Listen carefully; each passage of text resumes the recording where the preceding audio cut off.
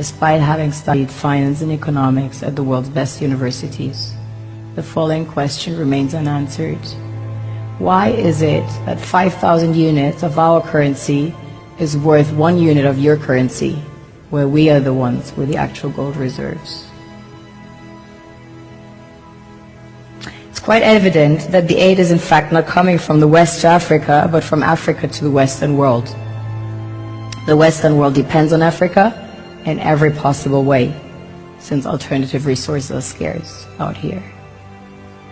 So how does the West ensure that the free aid keeps coming?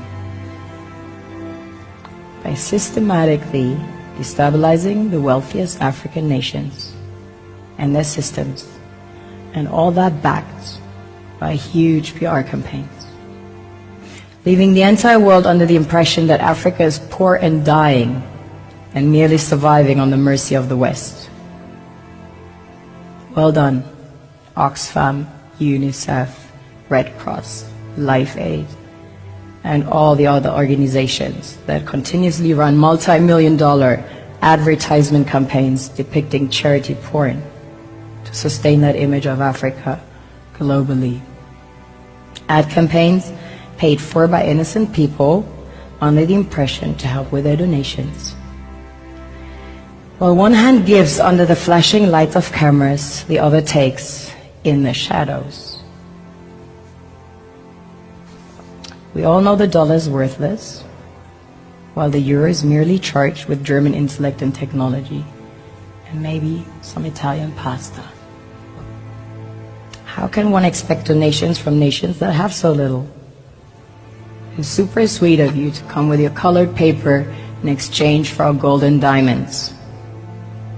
But instead, you should come empty-handed, filled with integrity and honor.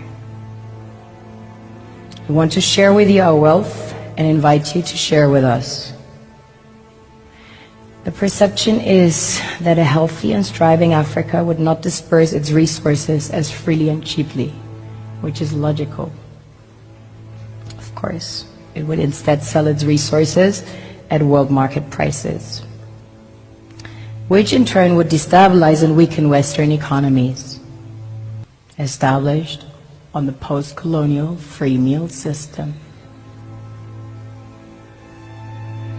Last year, the IMF reports that 6 out of 10 of the world's fastest growing economies are in Africa, measured by their GDP growth. The French Treasury, for example, is receiving about $500 billion year in, year out, foreign exchange reserves from African countries based on colonial debt they forced them to pay. This is what happens in the human world, the world we have created.